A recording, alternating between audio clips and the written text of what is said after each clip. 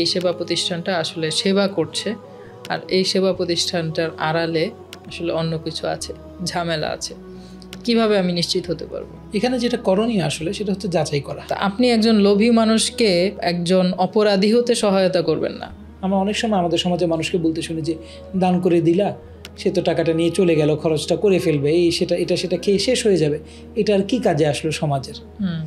অনেকেই বলেন যে স্থায়ী কাজই করতে হবে, এই চিন্তাটা কিন্তু কোনোভাবে সমর্থনযোগ্য না। মসজিদে অনেক সময় মুসলিম ফান্ড সংগ্রহ করছে, এখানে কোনো সতর্কতার বিষয় আছে? আমি আপনাকে সেবা বিষয়ক কিছু প্রশ্ন করছি। 1 নাম্বার যে প্রশ্নটা আমি করতে চাচ্ছি সেটা হচ্ছে, সেবা ব্যাপারটা আমরা কার থেকে শিখব? কোন আদর্শ দেখে সে অনুপ্রাণিত হবে? এ ব্যাপারে আপনি কি বলবেন? আল্লাহ তাআলা আম্বিয়া ইকরামকে আদর্শ বানিয়ে পৃথিবীতে পাঠিয়েছেন। তারা ছিলেন মানব জগতের সেরা মানুষ। তো এই আম্বিয়া ইকরামের জীবনে সেবার যে দৃশ্যটা আমরা পাই, যে শিক্ষাটা তাদের কাছ থেকে পাই, সেটাই আমাদের প্রথম এবং প্রধান আদর্শ হওয়া উচিত। আমরা সৌভাগ্যক্রমে সর্বশ্রেষ্ঠ নবী এবং সর্বশেষ নবী হজরত মুহাম্মদ সাল্লাল্লাহু আলাইহি ওয়াসাল্লামের উম্মত হতে পেরেছি। আল্লাহ তাআলা কোরআনে বলেছেন, আউযু বিল্লাহি মিনাশ শাইতানির রাজিম, বিসমিল্লাহির রহমানির রহিম, লাকাদ কানা লাকুম ফি রাসূলিল্লাহি উসওয়াতুন হাসানাহ লিমান কানা ইয়ারজুল্লাহ ওয়াল ইয়াউমাল আখির।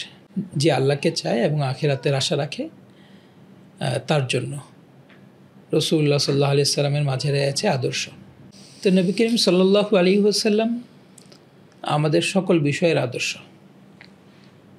সৃষ্টি সেবা বিষয়েও। নবী করিম সাল্লাল্লাহু আলাইহি ওয়াসাল্লাম তো যে সেবা করেছেন সেটা সাধারণ যে কোনো মানুষের চাইতে অনেক বড় ধরনের সেবা, এবং তার জীবনে সেবার এমন অনেক ধরন আছে যেটা অন্যদের পক্ষে আসলে করা সম্ভব না। একজন নবী হিসাবে তিনি যে দায়িত্বটা পালন করেছেন, আল্লাহ তাআলার বার্তা ধারণ করা, মানুষের কাছে সেটা যথাযথভাবে পৌঁছানো, এর চেয়ে তো বড় সেবা হয় না, তো কোনো সেবা হতে পারে না এর থেকে বড়।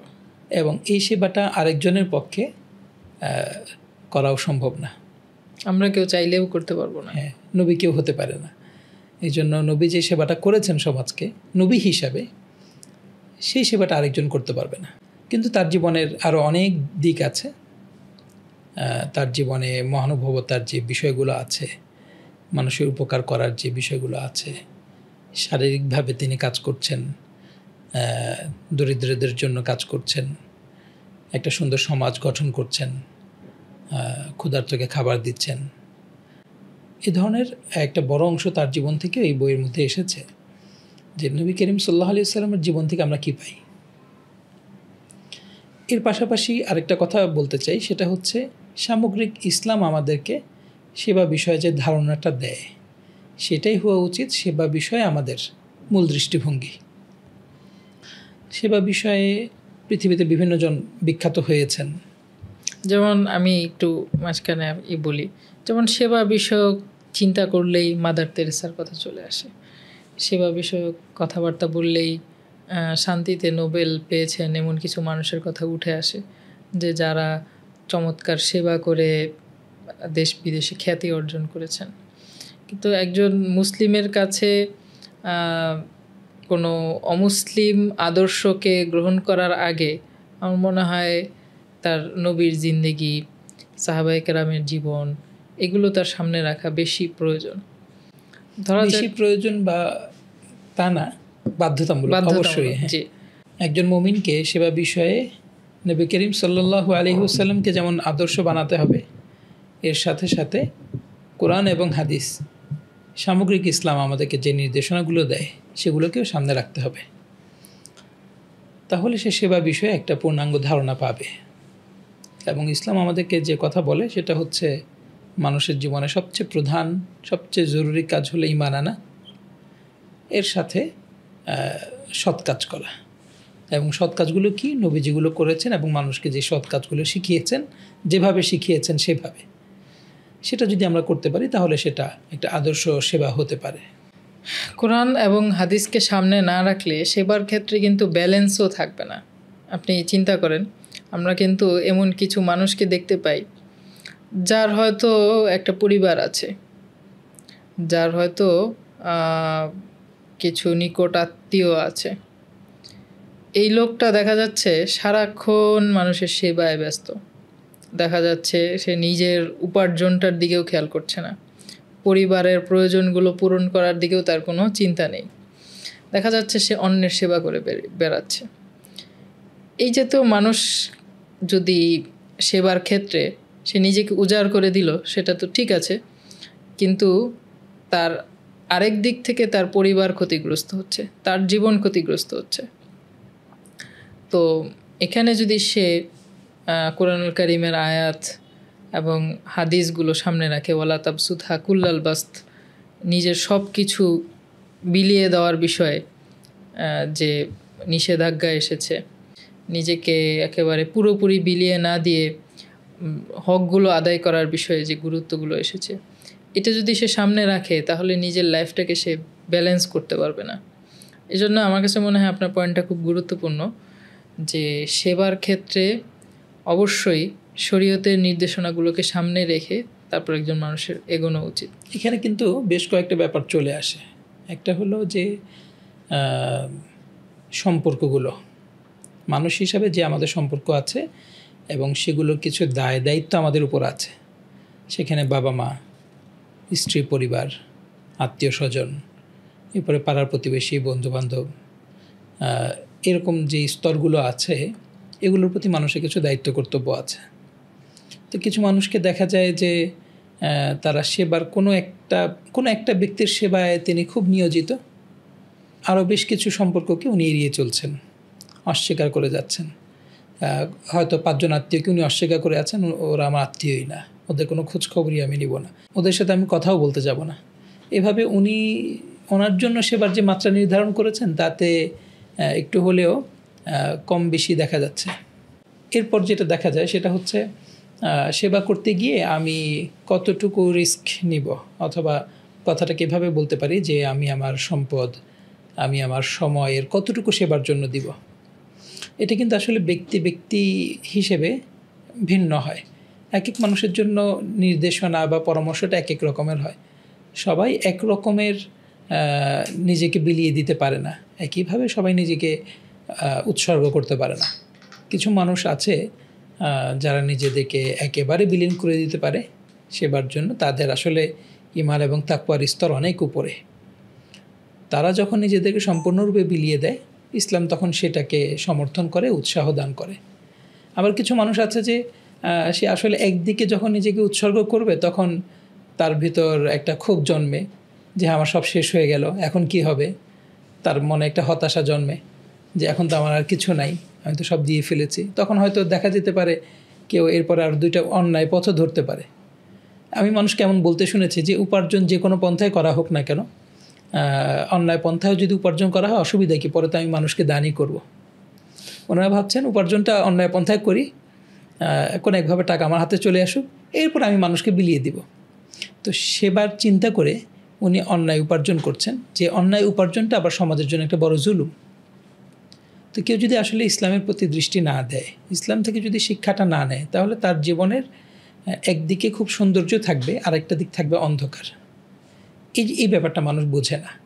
ইসলাম তো আসলে একটা পূর্ণাঙ্গ সঠিক ধারণা, সুন্দর জীবন দেয়।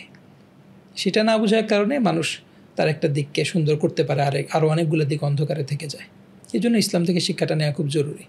বাংলাদেশে অনেকগুলো সেবা প্রতিষ্ঠান আছে, ইসলামপন্থী আলেম ওলামা, ধর্মপ্রাণ মানুষদেরকে দেখা যায় নানাভাবে ওই সমস্ত সেবা প্রতিষ্ঠান, এনজিও বলি বা বেসরকারি সংস্থা, কোনোটা হয়তো বা বাইরে থেকে, বহির্বিশ্ব থেকে ফান্ড পাচ্ছে, কোনোটা হয়তো বা বাংলাদেশ সরকার থেকে ফান্ড পাচ্ছে। তাদের ভার্সেটাইল অনেক রকমের এজেন্ডা থাকে, কিন্তু দেখা যাচ্ছে কিছু চিহ্নিত প্রতিষ্ঠান, যেমন ধরা যাক ব্র্যাক, যেমন ধরা যাক জাতিসংঘের বিভিন্ন সেবামূলক কার্যক্রম, আমরা ধর্মপ্রাণ মানুষদেরকে দেখছি যে তারা এই সমস্ত প্রতিষ্ঠানকে সন্দেহের দৃষ্টিতে দেখছেন। এর কারণটা কি? আমি একটা গিফট করতে চাই একটা মানুষকে, যে গিফটটা করতে যাচ্ছি এটা ওনার কাছে সবচেয়ে অপ্রিয় জিনিস। এই গিফটটা যদি আমি করি তাহলে উনি এটাকে পছন্দ করবেন না, এটাই তো স্বাভাবিক। তো ইসলামী দৃষ্টিভঙ্গি আমাদের সামনে যখন আছে তখন আমরা দেখতে পাই ইসলাম আমাদেরকে যে আদেশগুলো করেছে, যে নিষেধগুলো করেছে, যে জীবন ব্যবস্থা দিয়েছে, আমরা প্রত্যেক মুসলিম সেটাকে ধারণ করার চেষ্টা করছি, এগিয়ে যাওয়ার চেষ্টা করছি। তখন অনেক সেবাদানকারী দেশীয় এবং আন্তর্জাতিক প্রতিষ্ঠান, বিভিন্ন ধর্মীয় প্রতিষ্ঠান, কোনোটা হিন্দু ধর্মীয়, কোনোটা খ্রিস্টান ধর্মীয়, কোনোটা বৌদ্ধ ধর্মীয়, কোনোটা আবার ধর্মহীন সম্প্রদায়, তাদের পক্ষ থেকে কিছু সেবার আয়োজন থাকে। যেই সেবা, যদি শুধু সেবা শব্দটার দিকে তাকাই তাহলে এটা তো খুবই একটা ভালো ব্যাপার, কিন্তু ওনারা যখন সেবাটা করতে আসেন, ওনারা তো একটা ভালো কাজ করবেন, সমাজকে উপকার দিবেন এই চিন্তা করেই এসেছেন। আর ওনার কাছে, ওনার দৃষ্টিতে যেটা উপকার, যেটা ভালো, সেটা হয়তো আমার কাছে অপছন্দনীয়, সেটা হয়তো আমার ধর্মে অনাকাঙ্ক্ষিত একটা অন্যায়। সেক্ষেত্রে আমরা তাদের যে সেবার কাজটা সেটাকে ভালোভাবে নিতে পারছি না। ঠিক, যেমন ধরা যাক একটা সেবা প্রতিষ্ঠান আসলো যারা ধরা যাক নারীদেরকে গর্ভপাত করতে সহায়তা করে। এটা খুবই ভালো একটা সেবা অনেক দিক থেকে তাকালে, কারণ হতে পারে যে গর্ভপাতটা অনিরাপদ গর্ভপাত হয়ে যেতে পারে, সেক্ষেত্রে নিরাপদ গর্ভপাতে সেই সেবা প্রতিষ্ঠানটা সহায়তা করছে। কিন্তু আরেক দিক থেকে তাকালে এটা তো আমাদের ইসলামের দৃষ্টিতে বৈধ বিষয় না। তো যদি ওজর না থাকে, সাধারণভাবে গর্ভপাত করানো তো ইসলামের দৃষ্টিতে বৈধ বিষয় না। তো উনি হয়তোবা এই সেবা প্রতিষ্ঠানটা এমন কোনো সেবা দিতে চাচ্ছে যে সেবাটা আমরা আসলে নিতে পারছি না বা নেওয়াটা আমাদের জন্য ঠিক হচ্ছে না। কিন্তু এখন কথা হচ্ছে, যে নিতে আসছে সে তো চাচ্ছে, যে গর্ভপাত করাতে চাচ্ছে সে তাদের সেবাটা নিচ্ছে বা নিতে চাচ্ছে। আমার সমস্যাটা কি? আমি কি প্রশ্নটা বুঝাতে পেরেছি? মানে ও তার সেবাটা নিতে ওই প্রতিষ্ঠানের কাছে গেল, গর্ভপাত করাতে চাচ্ছে সে, এখন আমি কেন তার বাধা হয়ে দাঁড়াবো? জি, আপনার এই প্রশ্নটার উত্তর দেওয়ার জন্য আমি প্রথমে এই ধরনের প্রতিষ্ঠানগুলো যে কাজটা করে সেটাকে একটু বলতে চাই আমাদের শ্রোতাদের জন্য। আসলে সমাজের উন্নয়ন কিভাবে হবে সেটাকে নানান দার্শনিক নানান সময় ভেবেছেন। তো কিছু দার্শনিক, পশ্চিমা দার্শনিক এটা ভাবছেন যে নারীরা যে সমাজে অবহেলিত, সেই অবহেলা, তারা যে জুলুমের শিকার, সেই জুলুমগুলো দূর হওয়ার রাস্তা তারা খুঁজে বের করেছেন এভাবে যে তাদেরকে পুরুষের উপর নির্ভরশীল করে রাখা যাবে না, তাদেরকে স্বাধীন করে ফেলতে হবে। স্বাধীন করা মানে হলো তিনি পরিবারের প্রধান, বাবা, ভাই, এদের দায়িত্বে খুব বেশি একটা থাকবেন না, স্বাধীনভাবে চলতে পারবেন, স্বাধীনভাবে কাজ করতে পারবেন, এবং বিয়ের পরে স্বামীর অধীন খুব একটা থাকবেন না, উনি আলাদা হয়ে যেতে পারবেন, আলাদা সিদ্ধান্ত নিতে পারবেন, এরকম একটা ব্যাপার। তারা ভাবছেন যে নারীকে যদি আমরা এইভাবে পরিবার থেকে স্বাধীন করে দিতে পারি তাহলে সে অনেকটা ভালো হবে। আর এইভাবে স্বাধীনভাবে চলার জন্য তার অর্থনৈতিক সাপোর্ট দরকার, সেই জন্য তাকে অর্থনৈতিক উপার্জনের দিকে আনতে হবে। আরেকটা জিনিসও তারা বলেন, সেটা হচ্ছে নারীকে ক্ষমতায় আনার চেষ্টা করতে হবে। এই জন্য আপনি দেখতে পাবেন বিভিন্ন জায়গায় নারীদের জন্য সংরক্ষিত আসন রাখার একটা ব্যবস্থা থাকে, যেমন সংসদে বা এই প্রতিষ্ঠানে, সেই প্রতিষ্ঠানে সংরক্ষিত আসন থাকবে, সেখানে কিছু নারী আসবেন, থাকবেন, তাদেরকে এইভাবে আমরা ক্ষমতায় নিয়ে আসব। তো এটা হচ্ছে নারীকে উন্নয়ন করার, উন্নয়ন পৌঁছানোর একটা পশ্চিমা দৃষ্টিভঙ্গি। এখন পশ্চিম থেকে যে সমস্ত প্রতিষ্ঠান আসে তারা এই পদ্ধতিতেই কিছু উপকার করতে চায় নারীর জন্য, কিন্তু এই যে পশ্চিমা পদ্ধতি, এটা ইসলাম ধর্মের সাথে বেশ কিছু জায়গায় সাংঘর্ষিক। ইসলামী যে সমাজ কাঠামো তার মধ্যে পরিবার খুব জরুরি ব্যাপার, এবং সেই পরিবারের যে গুরুত্বপূর্ণ সদস্যগুলো, সেখানে নারীও খুব গুরুত্বপূর্ণ, পুরুষও খুব গুরুত্বপূর্ণ। নারীরা যদি ঘর থেকে বের হয়ে যান তাহলে সন্তান জন্ম, সন্তান প্রতিপালন সেটা কিভাবে হবে? এবং একজন মায়ের কাছে একজন সন্তান যতটা নিরাপদ, যতটা এটা এই জায়গাটা তার জন্য যতটা কোমল, যতটা আনন্দের, একজন গৃহকর্মী, মানুষ বলে যে টাকা দিলেই তো গৃহকর্মী পাওয়া যায়, টাকা দিলেই তো ডে কেয়ার এর অভাব হবে না, সেখানে বাচ্চা দিয়ে দিলেই হয়, কিন্তু সেখানে বাচ্চা তো মায়ের আদরটা পাবে না। তো বাচ্চাদের জীবনটা, শৈশবটা আসলে নষ্ট হয়ে যাবে।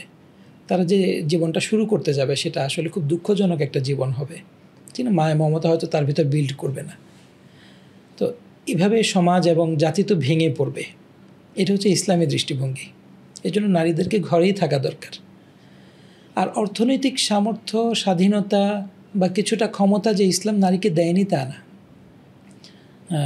নারী যদি পরিবারের কাজগুলো করে তার যে কাঠামোবদ্ধ জীবন সেখানে থেকে যদি সে কিছুটা বড় বড় সামাজিক কাজ করতে চায়, করতে পারে, সেটা অবশ্যই তার সুযোগ আছে।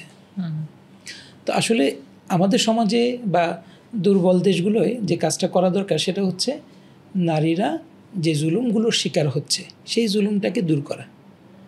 এখন পশ্চিম মনে করে জুলুম শুধু কেবল একটাই, সেটা হচ্ছে ঘরের ভেতর থাকা। ঘরের ভেতর থাকাই তো একমাত্র জুলুম না,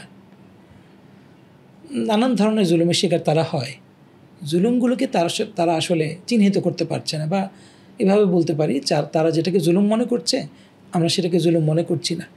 আমাদের দৃষ্টিতে যেগুলো জুলুম সেগুলো দূর করার জন্য তাদের বিশেষ পদক্ষেপ নাই। এখানে হয়ে গেছে তাদের সেবা আর আমাদের সেবা গ্রহণের দ্বন্দ্বটা। তো এখান থেকে তারা যখন মনে করে যে একটা মেয়েকে কর্মক্ষেত্রে নিতে হবে, তাকে একটা ক্যারিয়ারে আনতে হবে এবং তাকে স্বাধীন করতে হবে, স্বামী থেকেও তাকে স্বাধীন করে আনতে হবে, তখন তার গর্ভপাতের একটা বিষয় চলে আসে কেন? তার ক্যারিয়ারটা করতে গেলে এখন যদি একটা সন্তান নেওয়ার বিষয় আসে তাহলে ক্যারিয়ার বাধাগ্রস্ত হচ্ছে। সে হয়তো এখন চাকরিটা কয়েক মাসের জন্য গ্যাপ পড়ে যাচ্ছে, হয়তো সে চাকরিতে যেতে পারবে না। অথবা স্বামী থেকে তো স্বাধীন হবে, এখন স্বাধীন হয়ে সে আরও 5 জনের সাথে ঘোরাফেরা করলো, সেখান থেকে তার একটা গর্ভ চলে আসলো। এখন এইটা তো সমাজের চোখে ভালোও না, সেটাকেও বাদ দেওয়া দরকার। এটাকে একটা ঝামেলা হিসেবে বাদ দেওয়ার জন্য যে কোনোভাবেই তারা ব্যবস্থা করেছেন গর্ভটাকে কীভাবে করা যায়, এই ধরনের কিছু প্রতিষ্ঠান করেছেন। তো আপনার প্রশ্নের আগে আমি আরেকটু বলি, আপনি দেখবেন এই ধরনের প্রতিষ্ঠানে বিভিন্ন ধরনের লোকেরা যায়। তারা গিয়ে গর্ভপাতের জন্য যায়, এর পাশাপাশি তারা আবার খুব সাধারণ কিছু চিকিৎসা দিয়ে থাকে। যে কোনো গর্ভবতী মা সেখানে গেলে একটা চিকিৎসা পান, এখন কী ওষুধ গ্রহণ করবেন, কিভাবে চলবেন, এই পরামর্শগুলো সেখানে, সেই চিকিৎসাটা ওখানে থাকে। তো যে আসলে গর্ভপাতের জন্য যায় নাই, যে সন্তান নেওয়ার জন্যই, সন্তান রাখার জন্যই, সন্তান পালনের জন্যই স্বাভাবিক চিকিৎসা নিতে ওই হসপিটালগুলোয় যান, ওই হসপিটালগুলো প্রথমে তাদেরকে বোঝায় কেন বাচ্চা নিলেন, আপনি কেন বাচ্চা নিতে গেলেন, আপনার কি দরকার ছিল, এখন তো আপনার তো একটা বাচ্চা আছে, আরেকটা তো না নিলেও হতো, কোনো দরকার ছিল না, আপনি এটা ভুল করলেন, কি খাওয়াবেন, নানান ধরনের দুশ্চিন্তা তখন এই মায়ের মাথায় ওনারা দিয়ে দেন এবং ওনাকে অনেক সময় প্রস্তুত করেন যে এই বাচ্চাটা আপনার রাখার দরকার নেই। আবার অনেক সময় এইভাবে ওনারা চিকিৎসা দেন যে আপনাকে চিকিৎসা দিচ্ছে, এই বাচ্চা হওয়ার পরে আমরা এমন ব্যবস্থা করে দেবো এরপর আপনি আর বাচ্চাই নেবেন না। এই ধরনের অনেকগুলো বিষয়ে তারা সমস্যা সৃষ্টি করে।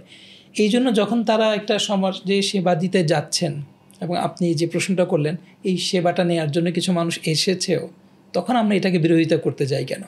আসলে আলেম ওলামারা বিরোধিতা করেন সেটা সমাজ এর দিকে তাকিয়ে। ওনারা যখন বুঝতে পারেন এই ধরনের কার্যক্রম সমাজে ক্ষতি করবে, তখন ওনারা সেই কাজটাকে রুখে দেওয়ার চেষ্টা করেন।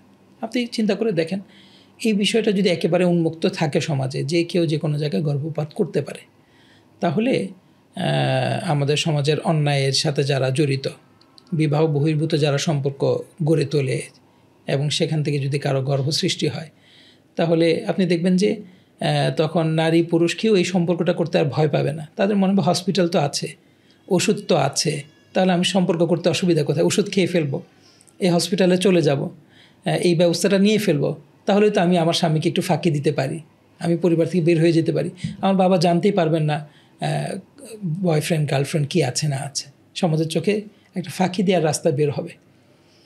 তো আপনি একটা উদাহরণ তুলেছেন, এই ধরনের কিন্তু অনেক উদাহরণ আছে সমাজে, যে সেবাগুলো এনজিও সংস্থা বা বিভিন্ন দেশীয় আন্তর্জাতিক প্রতিষ্ঠান দিতে চায়, আলেম সমাজ সেটা বিরোধিতা করে ইসলামের দিকে তাকিয়ে এবং সমাজ কল্যাণের দিকে তাকিয়ে। মানে আসলে সমস্যাটা তাহলে মূল গোড়ার চিন্তাটায়, যে ইসলামে কিছু বিষয় অনুমোদিত, কিছু বিষয় অনুমোদিত নয়। যেসব বিষয় অনুমোদিত নয় দেখা যায় অনেক ক্ষেত্রে সেগুলো সমাজের ভ্যালুজ নষ্ট করে, মানুষের মরালিটি নষ্ট করে, অনেক সময় তাকে ভুল পথের দিকে ঠেলে দেয়। তো দেখা যায় যে কেউ একটা সেবা নিয়ে আসছে, তার মধ্যে তার মূল চিন্তাটার মধ্যে কোনো একটা ভুল বিষয় রয়েছে।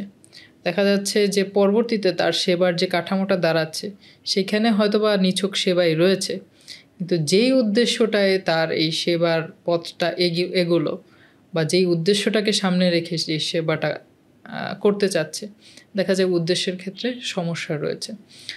আচ্ছা, আমি আপনাকে প্রশ্ন করেছিলাম পার্টিকুলারলি বাংলাদেশে কিছু চিহ্নিত এনজিও এবং কিছু চিহ্নিত সেবামূলক প্রতিষ্ঠানকে নিয়ে। দেখা যায় সত্যিকার অর্থে তারা অনেক ক্ষেত্রে পশ্চিমা চিন্তাধারাকে সরাসরি সমাজের ভেতর পুশ করার চেষ্টা করে, ইনজেক্ট করার চেষ্টা করে। ধরা যাক পশ্চিমের একটা বড় রকমের এজেন্ডা হচ্ছে LGBTQ, এটাকে স্বাধীনতার নামে তারা, ব্যক্তি স্বাধীনতার নামে তারা এটাকে চর্চা করে। এখন আমাদের দেশেও কিছু সেবা প্রতিষ্ঠান চলে আসছে যারা ব্যক্তি স্বাধীনতাকে খুব গুরুত্ব দেয়। আচ্ছা, ব্যক্তি স্বাধীনতার চর্চা করতে বলে এবং চর্চা করতে যে তারা এই LGBTQটাকেও সামনে নিয়ে আসে। অনেক ক্ষেত্রে তারা সরাসরি এই ব্যাপারগুলোকে ফান্ডিং করে, অনেক ক্ষেত্রে তারা গবেষণা করে সহযোগিতা করে, অনেক ক্ষেত্রে তারা কিছু মোরাল সাপোর্ট দেয়। এই সমস্ত কারণে আসলে পশ্চিমা চিন্তাধারার যে কোনো সেবা প্রতিষ্ঠানকে আলেম ওলামা বা ইসলাম প্রিয় মানুষজন একটু খতিয়ে দেখতে চান। ব্যাপারটা আসলে অনেক ক্ষেত্রে খুবই ভালো একটা বিষয়। তাদের এই সন্দেহটা কিন্তু আমাদের দেশ এবং জাতির জন্য অত্যন্ত ভালো একটা বিষয়, পজিটিভ বিষয় আমি মনে করি। দেখেন,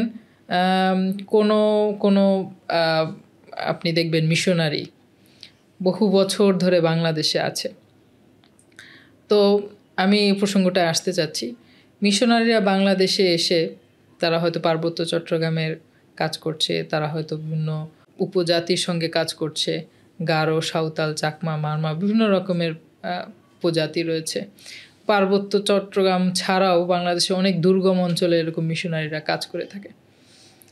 এটা এক দৃষ্টিতে তো তারা খুব ভালো কাজ করে, বিভিন্ন মানুষকে তারা নানান রকম সেবা দিয়ে থাকে, গভীর নলকূপ স্থাপন করে দেয়, আবাসনের ব্যবস্থা করে দেয়, স্বাস্থ্যগত সহযোগিতা করে, এই সমস্ত অনেক বিষয় আছে। কিন্তু দেখবেন যে মিশনারিকে আলেম ওলামারা একটা বিষয় নিয়ে তারা খুব এই ব্যাপারটা নিয়ে উদ্বেগ প্রকাশ করেন যে মিশনারিরা আসলে কি মিশনে আসছে। তাদের আসল উদ্দেশ্য তো হচ্ছে তাদের ধর্মের প্রচার। তারা যে ধর্মটা প্রচার করতে চাচ্ছে, ধরা যাক সেটা খ্রিস্টান ধর্ম, ইউরোপ বা আমেরিকার ফান্ডে, তো তাদের যে মিশন, আসলে তাদের সেবার আড়ালে অন্য কোনো মিশনটা আছে কিনা, এই ব্যাপারটাকে উলামায়ে কেরাম প্রশ্ন করতে বলেন।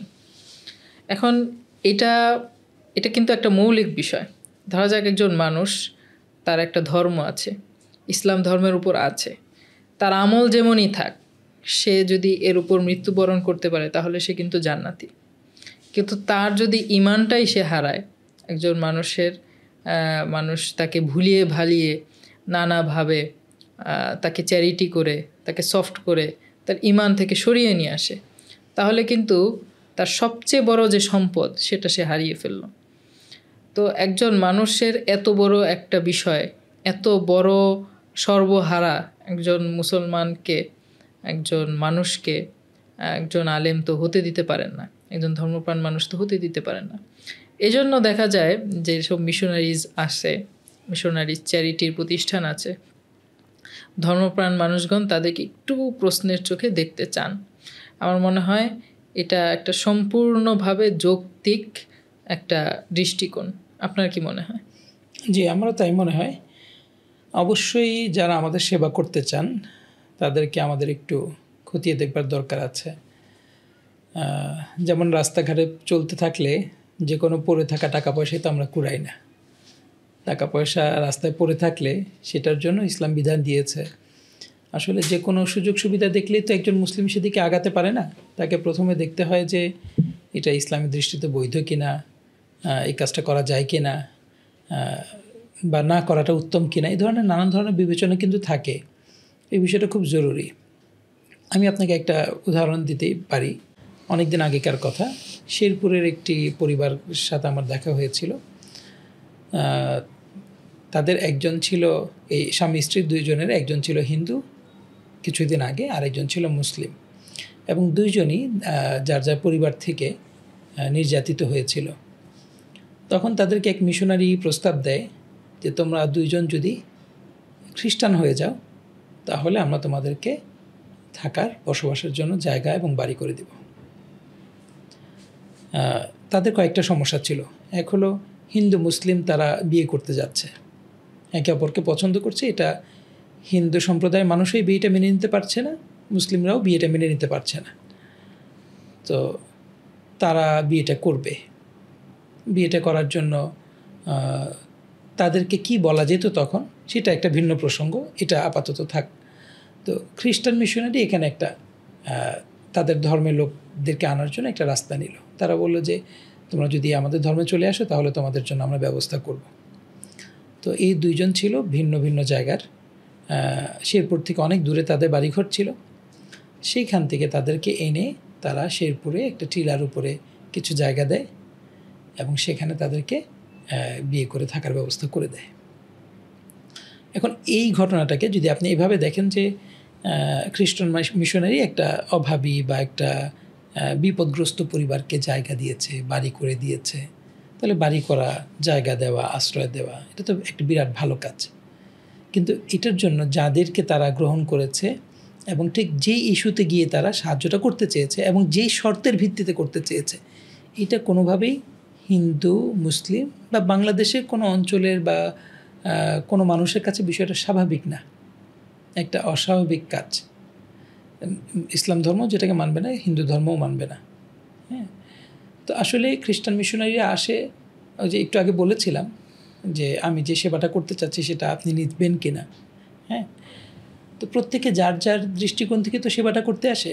খ্রিস্টান মিশনারিরা যখন সেবা করতে আসে তখন তাদের কাছে মনে হয় তাদের ধর্মটা সঠিক এবং এই সঠিক ধর্ম দিয়ে তারা মানুষকে জান্নাতে নেওয়ার চেষ্টা করছে।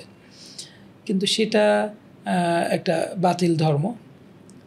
সেখানে খ্রিস্ট ধর্মের লোকেরা একটা আসমানি কিতাবের উপর থাকলেও, একজন নবীকে বিশ্বাস করলেও তারা তাদের ধর্ম এখন বিকৃত হয়ে যেখানে গিয়েছে, কোরআনের ভাষায় যাদেরকে বলা হয় আদ-দাল্লিন, পথহারা। তো সেই ভুল পথের দিকে তারা মানুষদেরকে নিয়ে যাচ্ছে এবং এটাকেই তারা কল্যাণকর বিষয় মনে করছে, এটার জন্য ফান্ডিং করছে। তো এই রকমের ঘটনা আমাদের সমাজে অনেক আছে। অনেক থাকার কারণে একটা যখন প্রতিষ্ঠান আসে, ধরেন একটা খ্রিস্টান মিশনারি প্রতিষ্ঠান আসলে এসে বলল যে আমরা এলাকা নলকূপ করে দিব, রাস্তা করে দিব, একটি স্কুল করে দিব, একটা চিকিৎসা সেবার হসপিটাল করে দিব, তখন মানুষের মনে একটা ভয় জাগে। যারা আগের ঘটনাগুলো জানে, এ ধরনের অনেক উদাহরণ যাদের সামনে আসে, তাদের মনে একটা ভয় আসবে যে এই সেবা করতে গিয়ে তারা আমাদের কাছ থেকে কী কী নিয়ে নেয়। তারা যদি আমাদের ইসলামী মূল্যবোধগুলো নষ্ট করে, যদি আমাদের ধর্মটাই শেষ পর্যন্ত কেড়ে নেয়, তাহলে এই রাস্তাটা আমার কাছে আর কতটুকু মূল্যবান থাকবে বা এটা আমার কতটুকু উপকার করবে। তো অবশ্যই আসলে সন্দেহের দৃষ্টিতে দেখা উচিত এবং সেটা যাচাই করা উচিত। আচ্ছা, এখন আসি আরেকটা প্রসঙ্গে, সেটা হচ্ছে আপনি কিছু খ্রিস্টান মিশনারিজ দ্বারা পরিচালিত বিভিন্ন স্কুল দেখবেন ঢাকা শহরে বা দেশের বিভিন্ন স্থানে, যেগুলো সরাসরি কোনো গির্জা দ্বারা পরিচালিত অথবা গির্জার লোকজন দ্বারা পরিচালিত। যেমন যদি নাম নেই, নটর ডেম, সেন্ট জোসেফ, এই জাতীয় কিছু প্রতিষ্ঠান আছে যেগুলো খুব ভালো রকমের ভালো মানের শিক্ষা আপনি এখানে পাবেন। Holy Cross. তো এই জাতীয় প্রতিষ্ঠানে আসলে অনেকেই এইসব প্রতিষ্ঠানে পড়ানোর বিষয়ে একটু খতিয়ে দেখতে বলেন, অথবা এসব প্রতিষ্ঠানে পড়াশোনা করা বা সন্তানদেরকে দেওয়া, এসব বিষয়ে অনুৎসাহিত করে থাকেন। এর পেছনে ওই কারণটা বড় যে ধরা যাক নটর ডেমে যারা পরিচালনা পর্ষদের মধ্যে রয়েছেন এবং যারা ক্লাস করাচ্ছেন, এর মধ্যে অনেকেই দেখা যাচ্ছে খ্রিস্ট ধর্মে দীক্ষিত, এবং দেখা যাচ্ছে তাদের মধ্যে ওই একটা মিশনারি চিন্তা রয়েছে। যেমন ধরা যাক নটরডেম বা এসব প্রতিষ্ঠানে একটা গির্জা আছে ওই কম্পাউন্ডের ভেতরেই, এরকম কিছু প্রতিষ্ঠান সহকারে তাদের এই বিষয়গুলো আছে। তো আপনি কি মনে করেন এসব প্রতিষ্ঠানে পড়াশোনা করা বা এসব প্রতিষ্ঠানকে সন্দেহের দৃষ্টিতে বা একটু অন্যরকমভাবে দেখা, এই ব্যাপারটা কি আপনি কি বলবো এটাকে যৌক্তিক মনে করেন? আপনি খুব স্পর্শকাতর একটা বিষয় প্রশ্ন করেছেন। এর সাথে আমাদের দেশের বহু মানুষ জড়িত এই প্রশ্নটার সাথে। আমি দুই দিক থেকে দুটা কথা বলি, এরপর সংক্ষেপে জবাবটা দেই। এই বিষয়ে আমি সরাসরি একাধিক খ্রিস্টান মিশনের সাথে জড়িত ফাদার, ব্রাদার, তাদের সাথে কথা বলেছি আমি নিজে। তারা বলে থাকেন যে আসলে আমাদের শিক্ষা প্রতিষ্ঠানে এই ধরনের কার্যক্রম হয় না।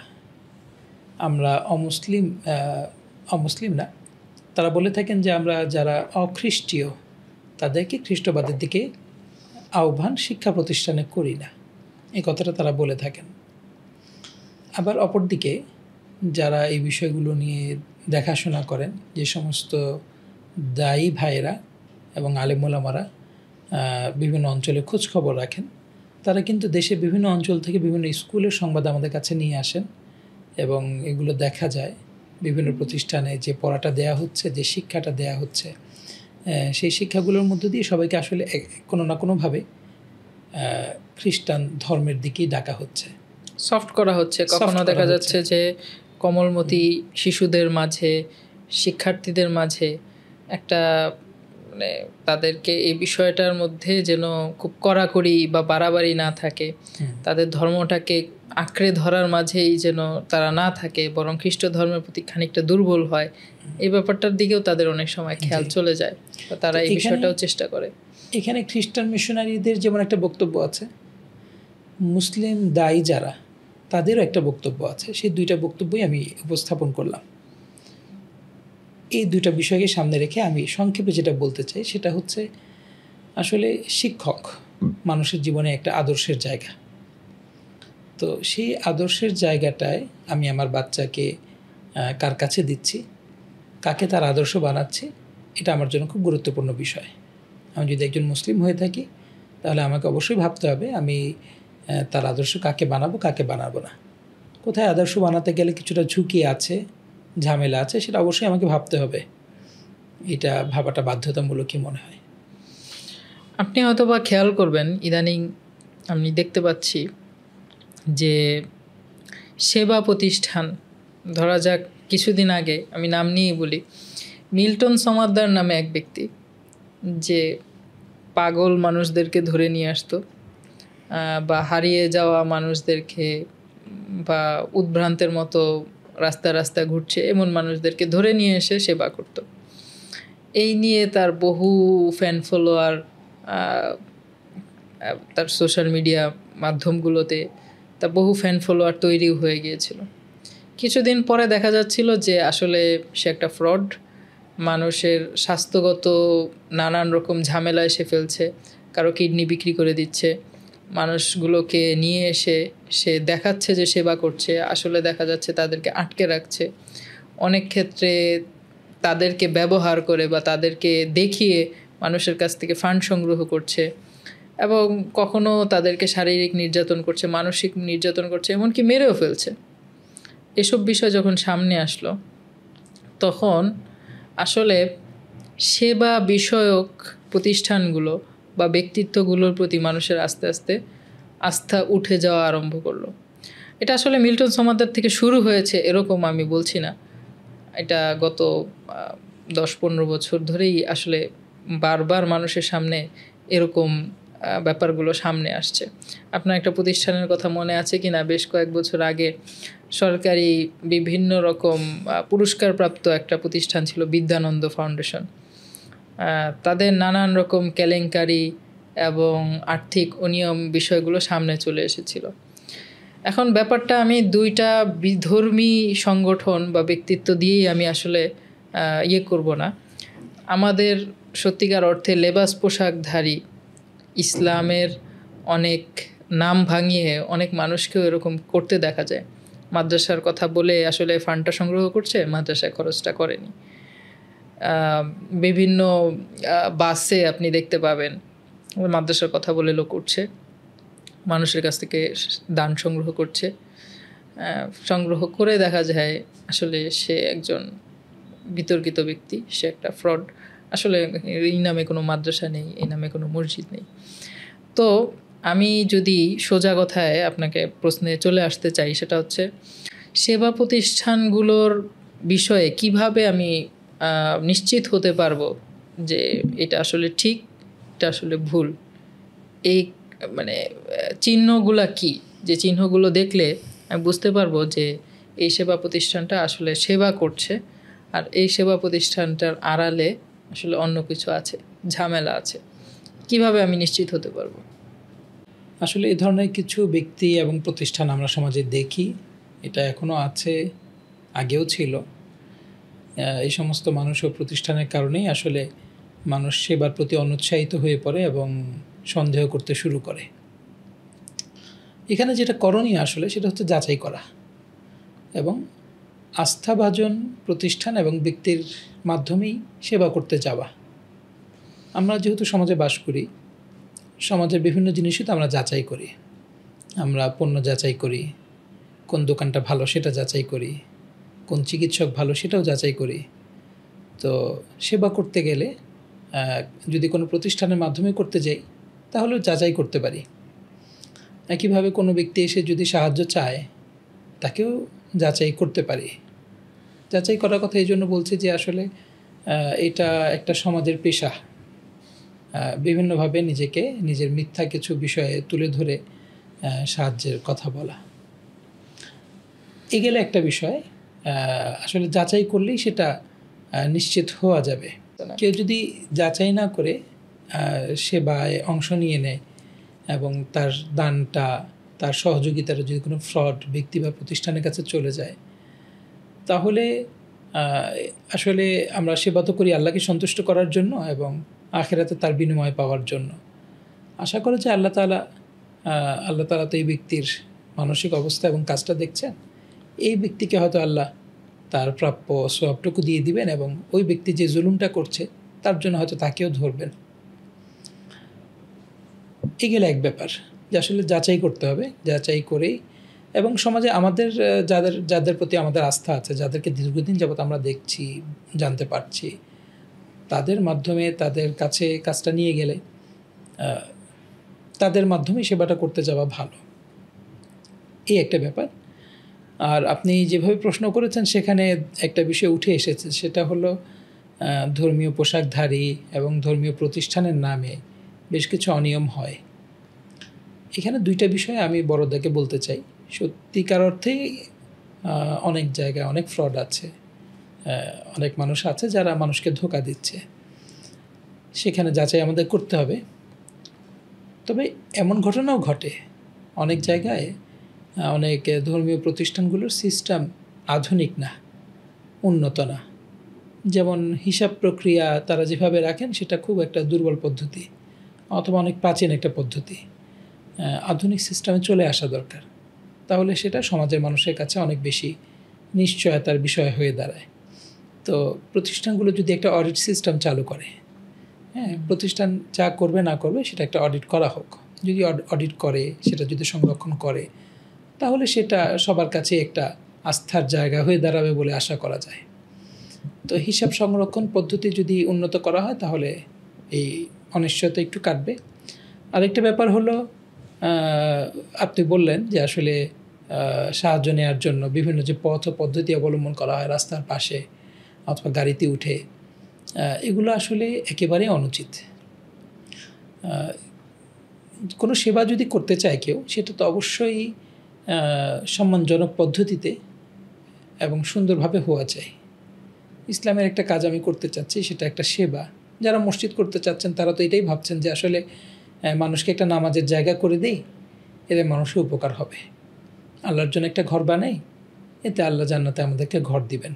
যারা মাদ্রাসার জন্য কাজ করছেন তাদের দৃষ্টিভঙ্গি প্রধানত থাকে ধর্মীয় জ্ঞান চর্চাটুকু বাঁচিয়ে রাখা, সেটাকে উন্নত করতে থাকা, দেশের মানুষের কাছে ধর্মীয় জ্ঞানটুকু পৌঁছে দেওয়া। এবং এর পাশাপাশি কোনো কোনো প্রতিষ্ঠান আবার এই দায়িত্ব নেয় যে তারা কিছু গরিব সন্তানদেরকেও পড়াবে। আমাদের দেশে সাধারণ মানুষ মনে করে যে মাদ্রাসা মানেই মনে হয় গরিব সন্তান পড়ালেখার জায়গা, এবং এখানে মনে হয় সবাই ফ্রি পড়তে এসেছে, বা বিষয়টা কিন্তু তা না। আপনি এটা খুব ভালো করেই জানেন যে আসলে মাদ্রাসা মানে সেটা এতিমখানা না, এবং মাদ্রাসা মানেই সেখানে সব গরিব ছাত্র, বিষয়টা এরকমও না।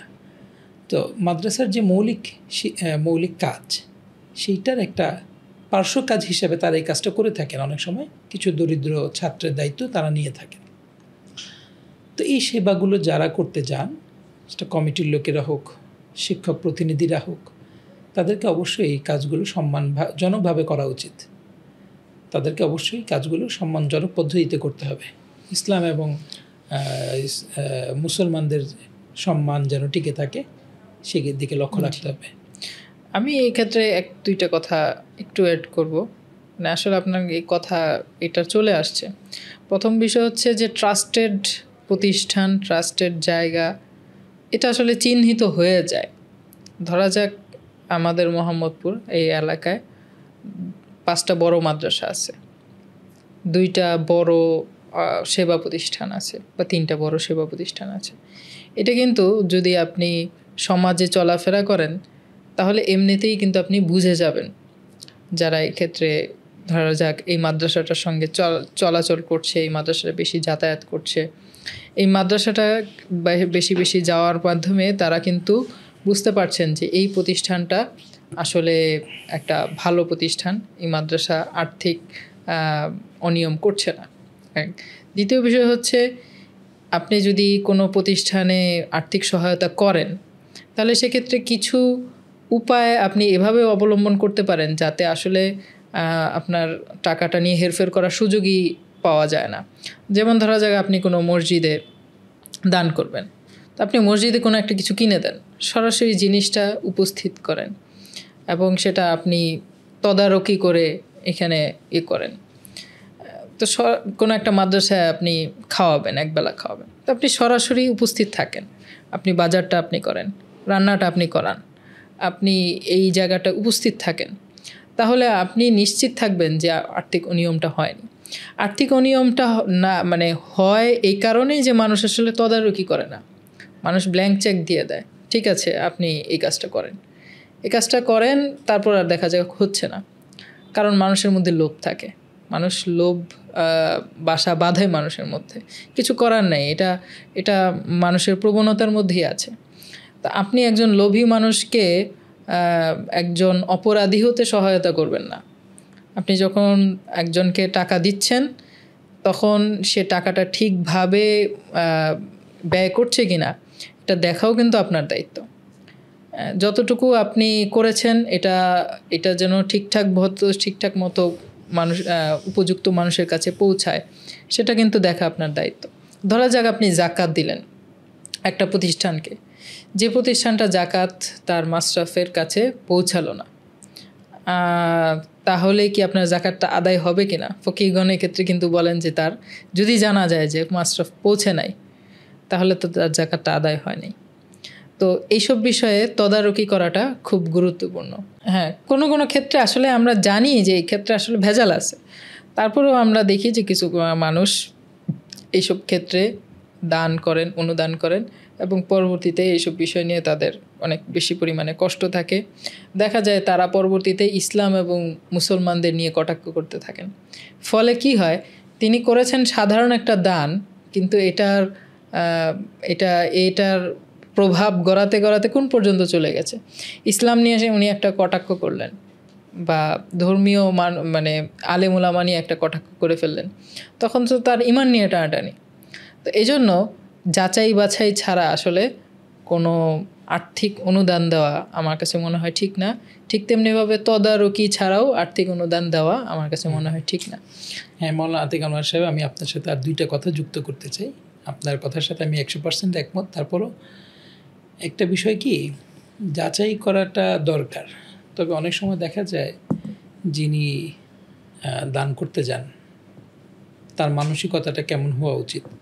একজন অভাবী লোক এসে যদি ছেঁড়া কাপড় পরা একজন লোক যদি আমার সামনে দাঁড়িয়ে বলে যে আমি খাইনি, আমার পোশাক নাই, আমার চিকিৎসা দরকার, আমাকে দিন, তো এই লোকটার পেছনে রাস্তার চলন্ত মানুষ কতখানি পরীক্ষা করতে পারবে? এই পরীক্ষাটা ওই রাস্তার মানুষের চাইতে ওই এলাকার মানুষের পক্ষে করা সম্ভব বেশি, যে এলাকায় উনি এই কাজটা করছেন। এলাকার মানুষের সামাজিক একটা দায়িত্ব তো এই যে সমাজে যারা অভাবী, ক্ষুধার্ত, পোশাকহীন, বস্ত্রহীন, আশ্রয়হীন, তাদের জন্য এগুলোর ব্যবস্থা করা। এবং এই আশ্রয়টা নিতে গিয়ে, এই সুবিধাটা নিতে গিয়ে কেউ আবার অন্যায় করছে কি না তাকেও তো আসলে সামাজিকভাবে ধরা দরকার। এখন রাস্তায় চলতি পথে যদি কেউ সাহায্য চায় তাহলে প্রত্যেককে আসলে যাচাই করার পিছনে যাওয়ার সুযোগ সবার থাকে না, এটা সম্ভবও না আসলে। এটা একটা বাস্তব জিনিস। যেমন এর পাশাপাশি আরেকটা ব্যাপার হলো, যেটা মৌলানা তাকি উসমানী সাহেব তার কোনো বয়ানে হয়তো বলেছেন যে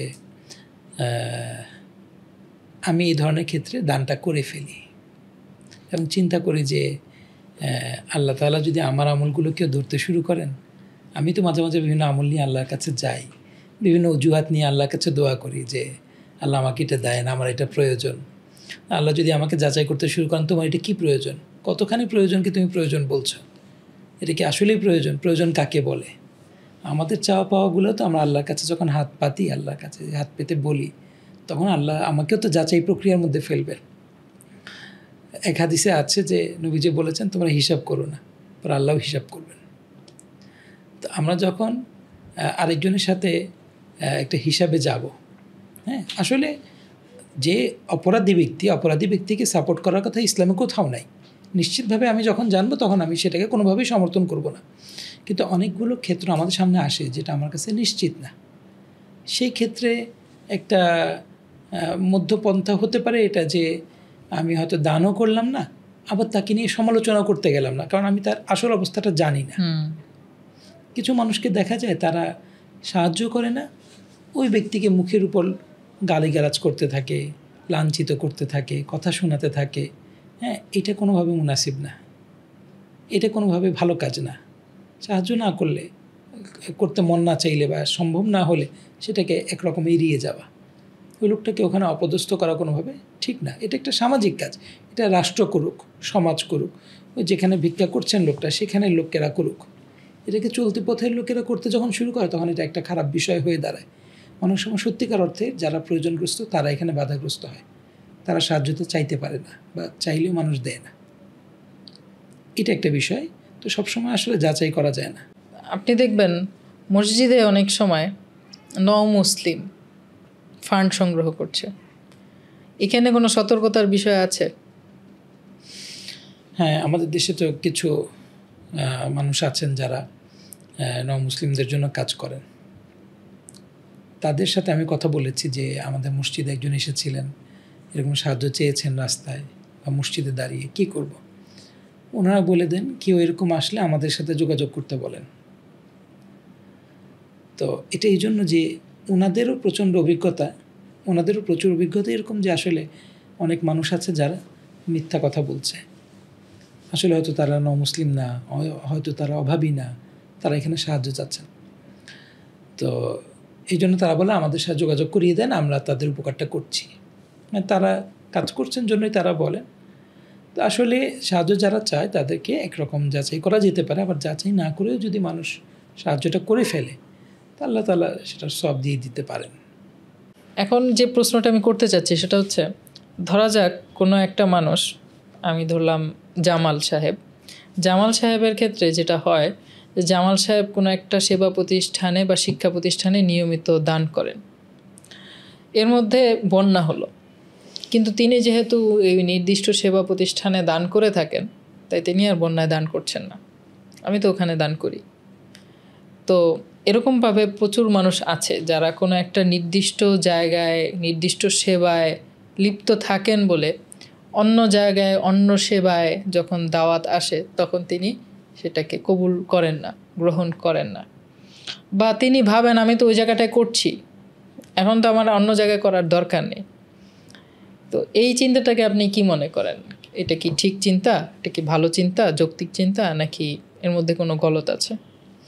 আসলে দান, সহযোগিতা, সেবা এর তো একটা স্তর আছে এবং প্রয়োজন অনুপাতে একটা স্তর বিন্যাস করা যায়।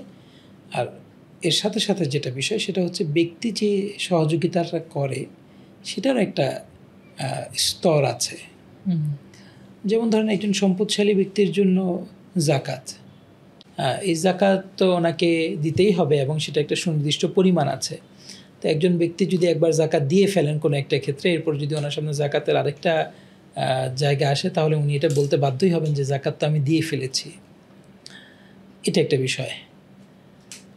আবার কেউ একটা প্রতিষ্ঠানে দান করছেন, সেই প্রতিষ্ঠানে উনি বাধ্যতামূলকভাবে দান করে যাবেন কিনা এটা ওনার আসলে ব্যক্তিগত ব্যাপার। যদি কখনো ওনার মনে হয় যে সাথে আমি আরেকটা প্রতিষ্ঠানেও দান করতে চাই, বা উনি যদি ভাবেন যে এই মুহূর্তে ওই প্রতিষ্ঠানের চেয়ে এই প্রতিষ্ঠানের কাজটা বেশি জরুরি বা বেশি উপকারী, বা এই প্রতিষ্ঠানের প্রয়োজনটা বেশি, তাহলে এই ক্ষেত্রে উনি দান করতে পারেন। এই হলো প্রতিষ্ঠান বদলের ব্যাপার। আর মানুষের খরচের কথা যেটা বলছিলাম, একটা স্তর তো জাকাত। এই জাকাত ওনাকে একটা সুনির্দিষ্ট পরিমাণেই দিতে হয় জাকাত, এবং দেয়া শেষ হয়ে যায়। কিন্তু জাকাত তো ফরজ দায়িত্ব ছিল, এরপরে নফল দানের রাস্তা তো খোলাই। এবং এখানে ধনী হওয়া শর্ত না, গরিব মানুষও দান করতে পারে। আমি আলোচনায় বলেছিলাম যে সাহাবায়ে কেরামের মধ্যে উপার্জন করে সেই উপার্জনটুকু দান করে দেওয়ার ঘটনাও আমরা দেখতে পাই, জানতে পাই। তো আসলে দরিদ্র মানুষও দান করতে পারে, ধনী মানুষও দান করতে পারে। এগুলো নফল দান, এবং নফল দানে আসলে কোনো সীমারেখা নেই। সাহাবায়ে কেরামের মাঝে এর অসংখ্য উদাহরণ আছে। হযরত আবু বকর রাদিয়াল্লাহু তাআলা আনহু দান করতে করতে নিজে সর্বস্ব দান করে ফেলেছেন। সাহাবায়ে কেরাম প্রচুর দান করেছেন। আসলে দান করার ক্ষেত্রে একটা ব্যাপার কি, কিছু প্রয়োজন থাকে যেগুলো সাময়িক প্রয়োজন এবং আকস্মিক প্রয়োজন, আর কিছু থাকে সমাজের স্থায়ী উন্নয়নের জন্য দরকার। তো আকস্মিক প্রয়োজন যেগুলো আসে সেগুলো আকস্মিক ব্যাপার, এবং সাময়িক বিষয় হিসেবে সেখানে সাড়া দিতেই হয়। যেমন ধরেন বন্যা আসলো, ভূমিকম্প, যেগুলোকে আমরা প্রাকৃতিক দুর্যোগ বলে থাকি। এই ধরনের কোনো বিপদ আপদ যখন আসবে, তখন ওই বিপদ আপদে সাড়া দেওয়া তো আসলে উচিত। এখন কারো পক্ষে সম্ভব তো উনি সাড়াটা দিবেন, কারো পক্ষে সম্ভব না, তাহলে ওনাকে আসলে কিছু বলবার না, এটা তো আর ফরজ দায়িত্ব না। তবে যার যতটুকু সম্ভব তিনি সেদিক থেকে এগিয়ে আসবেন। আর সমাজের স্থায়ী উন্নয়নের জন্য কিছু কাজ কিন্তু হতে পারে। মানুষকে চাকরি দেওয়া, তাদেরকে বাড়ি করে দেয়া, বা তার একটি স্কিল ডেভেলপ করে দেওয়া, এগুলো তো আসলে স্থায়ী ধরনের কাজ। এই স্থায়ী ধরনের কাজকেও ইসলাম উৎসাহ দেয়, আবার সাময়িক বিষয়গুলোকেও খুব গুরুত্ব দেয়। এই জন্য আপনি দেখবেন যে খাবার খাওয়ানো, একজন ক্ষুধার্তকে খাবার খাওয়ানো, ইসলাম এটাকে খুব গুরুত্ব দিয়েছে। সাহাবায়ে কেরাম জিজ্ঞেস করেছেন আইউল ইসলামি খাইর, ইসলামের কোন চরিত্রটা সবচেয়ে ভালো? নবীজি বলেছেন ইতামুত তাআম, খাবার খাওয়ানো। তো একজন ক্ষুধার্ত ব্যক্তিকে একবেলা আপনি খাবার খাওয়ালেন, এটা তো সাময়িক ব্যাপার। আমরা অনেক সময় আমাদের সমাজে মানুষকে বলতে শুনি যে দান করে দিলা, সে তো টাকাটা নিয়ে চলে গেল, খরচটা করে ফেলবে, সেটা খেয়ে শেষ হয়ে যাবে, এটা আর কি কাজে আসলো সমাজের? অনেকেই বলেন যে স্থায়ী কাজই করতে হবে। এই চিন্তাটা কিন্তু কোনোভাবেই সমর্থনযোগ্য না। খাবার খাওয়ানো এটা একটা মহৎ কাজ। হ্যাঁ, এটা ছোট কাজ, সাময়িক কাজ হলেও এটা অনেক বড় মহৎ কাজ।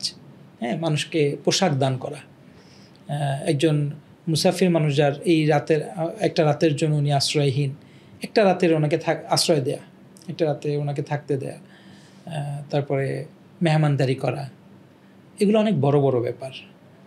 এই কোনোটাকে ছোট করে দেখার সুযোগ নেই। তো স্থায়ী উন্নয়নের জন্য কাজ করা দরকার, সাময়িক উন্নয়নের জন্য কাজ করা দরকার, সাময়িক প্রয়োজন, আকস্মিক যেগুলো বিপদ আপদ, তার জন্য আসলে আমাদের সবারই কাজ করা দরকার। আমার এক প্রতিবেশীর গল্প, এটা সরাসরি আমি আমার জীবন থেকেই বলছি। আমার প্রতিবেশী একজন মানুষ ছিলেন, তিনি এখন ইন্তেকাল করেছেন। আল্লাহ তাআলা ওনাকে ক্ষমা করুন এবং ওনাকে জান্নাতবাসী করুন। ওনার ছোট্ট পরিবার ছিল, স্বামী স্ত্রী এবং এক কন্যা। তিনি তার পরিবার নিয়ে ভালোই ছিলেন। ওনার ইন্তেকাল হয়ে গেল। ইন্তেকালের পর একদিন আমরা আন্টি ডাকতাম, ওনার স্ত্রী একদিন আমার আম্মার কাছে আসলেন। সে সময় তার সাথে তার মেয়েটি নেই। তো সেই সময় গল্পে তিনি তাদের পুরো গল্পটা বলেন, এবং গল্পটাকে আমি এখানে সংক্ষেপে বলছি। সংক্ষেপ বিবরণ হলেই তাদের যে মেয়েটাকে আমরা তাদের মেয়ে বলে জানি, এটা আসলে তাদের মেয়ে না। আচ্ছা। এটা একটা গল্প আছে। গল্পটা হলো এই এই আঙ্কেল এবং আন্টি যখন বিয়ে করেছেন, তখন তাদের বিয়ের পরে তাদের বেশ কয়েক বছর সন্তান হয়নি। তখন তারা মেডিকেল চেক আপ করে জানতে পারলেন যে এই পুরুষ ব্যক্তিটির সমস্যা আছে, যে কারণে তিনি কখনো বাবা হতে পারবেন না। তো এই বিষয়টিকে স্বামী স্ত্রী দুজনই খুব সবরের সাথে মেনে নেন যে ঠিক আছে, তাহলে আমরা এভাবেই থাকি, আল্লাহ যখন ইচ্ছা করবেন দিবেন। এর মধ্যে তারা একদিন একটা সংবাদ শুনতে পান। সংবাদটা হলো একটা হসপিটালে একটা কন্যা সন্তান পড়ে আছে, তার কোনো অভিভাবক নাই। সেই কন্যা সন্তানটার আবার একটা পেছনের গল্প আছে। এই কন্যা সন্তানটার যিনি নানি, তার বিয়ের পর অল্প কিছু দিনের মাঝে সে নানির তালাক হয়ে গিয়েছিল। তিনি একরকম জুলুমের শিকার ছিলেন স্বামীর কাছে। বিভিন্ন রকম জুলুমের পর একটা মেয়ে থাকা অবস্থায় ওনার তালাক হয়ে গিয়েছিল। সেই মেয়েকে নিয়ে উনি আর বিয়ে করেননি। সেই মেয়েকে নিয়ে উনি কোনো রকম জীবন কাটিয়ে দিয়েছেন। এখন মেয়ে একটু বড় হওয়ার পরে মেয়েকে বিয়ে দিয়েছেন। ওনার তো নিজেরই স্বামী নাই, আত্মীয় স্বজন নেই, অথবা হয়তো তারা বিশেষ সাহায্য করেন, এই জন্য মেয়েকে কোনো রকম উনি বিয়ে দিয়েছেন। মেয়েকে বিয়ে দেওয়ার পরে সেখানে যেখানে বিয়ে দিয়েছেন সেখান থেকে একটা যৌতুকের জন্য চাপাচাপি শুরু হয়, প্রচণ্ড চাপ। এই চাপাচাপির অবস্থা এমন ছিল যে প্রচণ্ড শারীরিক নির্যাতন হতো। এই শারীরিক নির্যাতন করতে করতে এক সময় তারা দেখলো যে না, এরা আসলে যৌতুক দিতেই পারবে না। এই সময় সেই স্বামী এই মহিলার কন্যাকে, যার মাত্র বিয়ে হয়েছিল, তাকে তালাক দিয়ে দেয়। এবং যখন তালাক দেওয়া হচ্ছে তখন এই মহিলা গর্ভবতী। কিছুদিন পর ওনার সন্তান যখন হচ্ছে, তখন তো তার স্বামীর সাথে তালাক হয়ে গিয়েছে, তাকেও দেখার লোক নাই। তো একটা হসপিটালে তারা গিয়ে ভর্তি হন। এরপর যখন এই কন্যা সন্তানটা জন্মে, তখন হসপিটালের লোকজন জানতে পারে যে আসলে এদের অভিভাবক কেউ নেই, দেখাশোনার কেউ নেই। তখন তাদের মনে একটা প্রশ্ন জন্মে যে আসলে আমাদের হসপিটালের বিলটাই বা কে দিবে। এই সন্দেহ থেকে তারা একটা খুব খারাপ কাজ করে। তারা করে কি, ওই অপারেশন করা হয়েছে একটু আগে যে মহিলাকে, সম্ভবত সিজারের সন্তান, সেই মহিলাটাকে তারা আবার অপারেশন করে তার কিডনি দুটো বের করে ফেলে। বের করে তারা কিডনি নিয়ে যায় এবং এই মহিলাকে এভাবে ফেলে দেয়। কিছু সময় পরে মহিলার শরীর ফুলে উঠে সে মারা যায়। লাশটা পড়ে আছে, লাশের মা এবং সদ্য জন্ম নেওয়া কন্যা সন্তানটা এখানে। এই অবস্থায় তাদেরকে হসপিটাল থেকে বিদায় দেওয়া হয়। এই কন্যা সন্তানের কথা শুনে এই যে আঙ্কেল ছিলেন যিনি ইন্তেকাল করলেন, উনি শুনলেন যে একটা অভিভাবকহীন ছোট্ট বাচ্চা পড়ে আছে, একটা মেয়ে। উনি বললেন আমি এটার দায়িত্ব নিব। উনি ছুটে গিয়ে সেই বাচ্চাকে নিলেন, নিয়ে এসে আন্টিকে বুঝিয়ে রাজি করলেন, চলো আমরা এই বাচ্চাটাকে আমাদের মেয়ে হিসেবে পালি।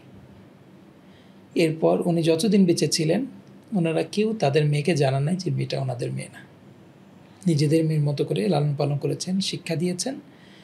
মারা যাওয়ার আগে উনি একটা বাড়ি করেছেন, গ্রামে একটা বাড়ি করেছেন, এবং সেখানে মারা যাওয়ার আগে ওই বাড়িটা আবার উনি মেয়ের নামে হয়তো করে গিয়েছেন।